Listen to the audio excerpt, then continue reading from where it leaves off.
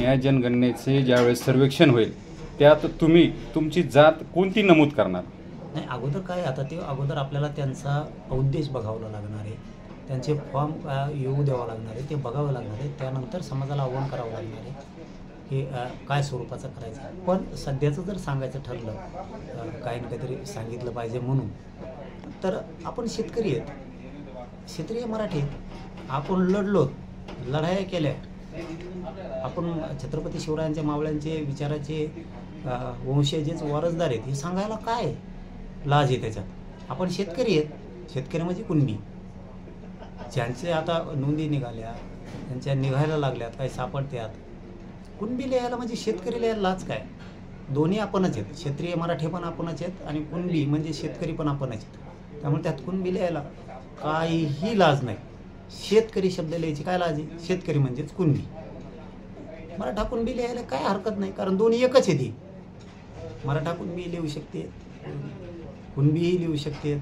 आपलं निघालंच म्हणल्याच्यानंतर वंशच आपला तीव आहे, शेतकरी धर्म आहे आपला, क्षत्रिय लढण्याचा धर्म आहे आपला, तर ते लिहायला लाज काय असली पाहिजे या मताचा मी आहे. पण तरीही मी याच्यावरती सविस्तर त्यांचे जे सुरुवात होईल जनगणनेला, जे फॉर्म येतील किंवा काय त्यांची प्रक्रिया असेल, त्याचा उद्देश काय, त्याच्यावरती पुन्हा एकदा समाजाला सांगणार आहे की या पद्धतीनंच करायचं.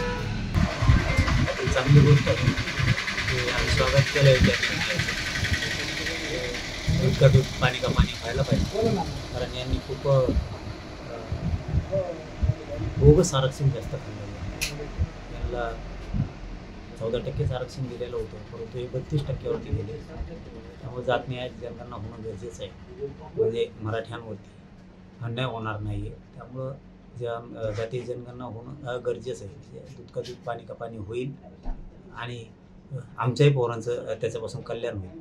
त्यामुळं त्याच्याकडे बघण्याचा काय दृष्टिकोन चांगलाच आहे. जनगणनेचा कालमर्यादा अजून केंद्र सरकारने स्पष्ट केली नाही, याबाबत आपल्याला काय म्हणायचं? नाही, ते कालमर्यादा स्पष्ट करणार पण नाहीत, कारण लहान विषय नाही, तो देशाचा विषय. देशाची जनगणना होणं म्हणजे थातूर मातूर करणं हे त्यांच्या अंगलटी आहे.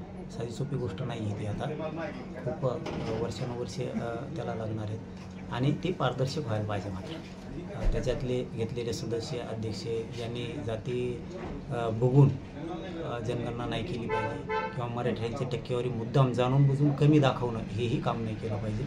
नसता देशातले क्षेत्रीय मराठी एकत्र येतील, सगळा क्षेत्रीय एकत्र येईल, तो आव्हान स्वीकारू देणार नाहीत.